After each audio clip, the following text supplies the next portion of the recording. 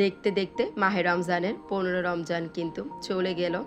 তো যখন মাহে রমজানটা আসে তখন এক একটা করে দিন যায় আর আমরা কিন্তু বলি একটা রমজান শেষ হয়ে গেল, 2টা রমজান শেষ হয়ে গেল।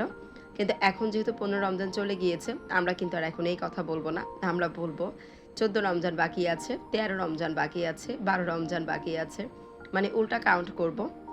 ভালো দিন, ভালো সময়গুলো দেখবেন খুব দ্রুত চলে যায়। তো মাহে রমজান যেহেতু খুব বরকতময় একটা দিন, খুবই ভালো একটা দিন। এই দিনগুলো কিন্তু দেখতে দেখতে খুব তাড়াতাড়ি চলে যাচ্ছে। হ্যালো এভরিওয়ান, আসসালামু আলাইকুম। আমি শামসুন নাহার, লালবাগ পুরান ঢাকা থেকে বলছি।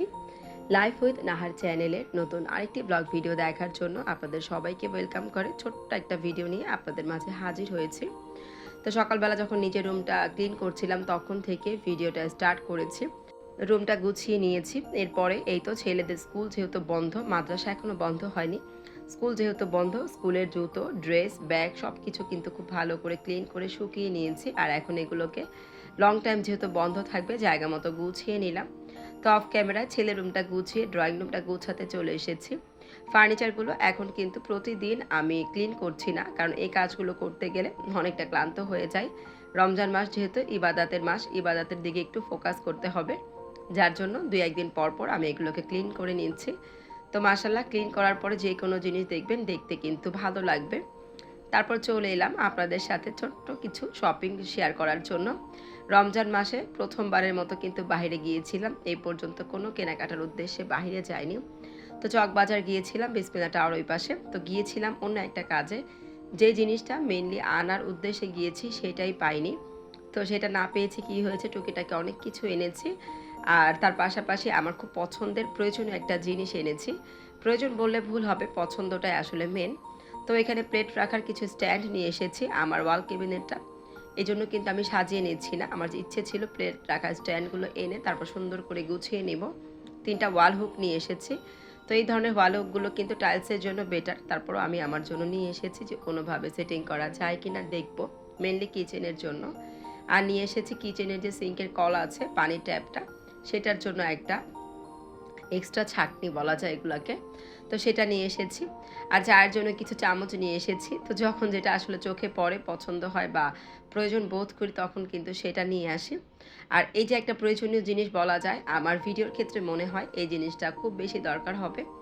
যে কোনো জিনিস ক্লিন আমি তো পুরনো কাপড় দিয়ে করি, কিন্তু যেহেতু সবসময় ভিডিওতে সামনে আসতে পারি না, তো এগুলো দিয়ে ক্লিন করলে কিন্তু অনেকটা উপকার হবে। আর এখন আমার জন্য আরও বেশি উপকার হবে।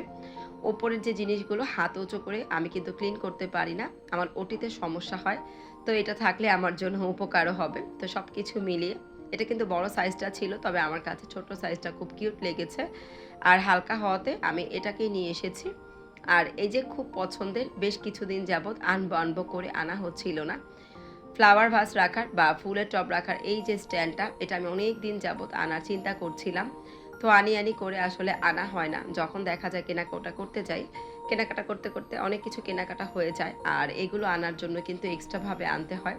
জিনিসটা খুবই হালকা হলেও এটা কিন্তু মানে আনাটা খুব ঝামেলা, কারণ এই যে পায়াগুলো আছে, হ্যান্ডেলগুলো আছে, কখন কার গায়ে লেগে যায়, কি কোনো অ্যাক্সিডেন্ট হয়ে যায় আর কি। তো এই জন্য যখন হালকা পাতলা কেনাকাটা করলাম, চিন্তা করলাম আজকে এই জিনিসটা নিয়ে যাই। তো এটার মধ্যে কিভাবে কি সাজাবো এখনও কিন্তু সিদ্ধান্তও নেইনি, তবে এই ফ্লাওয়ারটা রেখে, সরি এই ভাসটা রেখে আপনাদের সাথে একটু শেয়ার করছিলাম দেখতে কেমন লাগছে। তো এই ছিল আমার টুকিটাকি শপিং। অনেক বেশি দামি, অনেক বেশি এক্সপেন্সিভ ছিল না, তবে ছোট ছোট কিউট জিনিসগুলো আমার কাছে কিন্তু ভীষণ ভালো লাগছিল। তো যেই জিনিসটা আনতে গিয়েছি সেটা অনেক খোঁজার পরে যখন পাইনি, তো এখন চিন্তা করলাম দারাজ থেকে অর্ডার করে নিব। অনলাইন কেনাকাটা আমি কিন্তু তেমন একটা পছন্দ করি না, আমি কিন্তু ডাইরেক্ট যেয়ে দেখে শুনে জিনিস কিনতে পছন্দ করি। আর দেখা যায় 1-2টা জিনিস কিনে ডেলিভারি চার্জটা কিন্তু পুরোটাই দিতে হয়। আর সেই ডেলিভারি চার্জের পরিবর্তে যদি রিক্সা ভাড়া দিয়ে আমি একটু কষ্ট করে যাই, একটা জায়গায় 4টা জিনিসও কিনে নিয়ে আসতে পারি। তো আমরা যেহেতু মধ্যবিত্ত মানুষ, আমাদের কিন্তু অনেক কিছু চিন্তা ভাবনা করে চলতে হয়, হিসেব করে চলতে হয়। হিসেব ছাড়া চাইলেও আমরা অনেক কিছু বেহিসেবি খরচ করতে পারি না। কলের ট্যাপটা দিয়ে এখন আমি কিচেনের এই জিনিসটাকে গুছিয়ে নিব।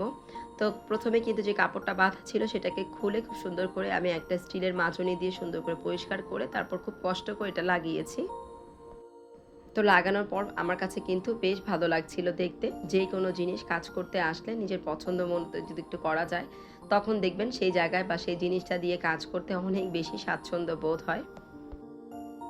ভিডিওর এই পর্যায়ে আপনাদের কাছে ছোট্ট একটি রিকোয়েস্ট, ভিডিওর এই পর্যন্ত যারা আমার সাথে আছেন প্লিজ একটা লাইক দিয়ে ভিডিওটা কন্টিনিউ করবেন। তবে আজকে যারা নতুন আমার চ্যানেলে ভিজিট করছেন, চাইলে আমার চ্যানেলটিকে সাবস্ক্রাইব করে আমার পাশেই থেকে যেতে পারেন।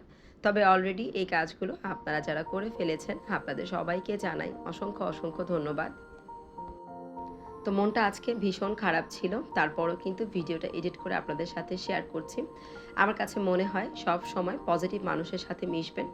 পজিটিভ মানুষের সাথে আপনি যখন মিশবেন, কথা বলবেন, চলাফেরা করবেন, তখন দেখবেন আপনার আশেপাশে সব কিছু আপনার কাছে ভালো এবং পজিটিভ মনে হবে।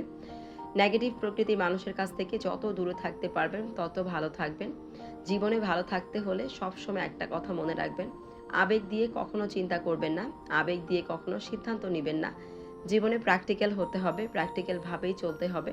এছাড়া কিন্তু কোনোভাবেই আপনি ভালো থাকতে পারবেন না। আবেগ দিয়ে যখন চিন্তা করবেন তখন দেখবেন মানুষ আপনাকে শুধু ব্যবহার করবে নিজের স্বার্থে। যখন প্র্যাকটিক্যাল হয়ে জীবনটাকে চিন্তা করবেন তখন দেখবেন আপনি আপনার জন্য ভালো আছেন, আপনার আশেপাশের মানুষ যাদের আপনাকে প্রয়োজন তাদের জন্য ভালো আছেন। আবেগ দিয়ে তাদের জন্য ভালো থাকতে যাবেন না যাদেরকে আপনি ভালো রাখতে চান, বরঞ্চ প্র্যাকটিক্যাল হয়ে তাদের জন্য ভালো থাকেন যাদের আপনাকে প্রয়োজন। জানি না আমার কথার মধ্যে কোনো ভুল ভ্রান্তি আছে কিনা, যদিও থেকে থাকে প্লিজ ক্ষমা সুন্দর দৃষ্টিতে দেখবেন।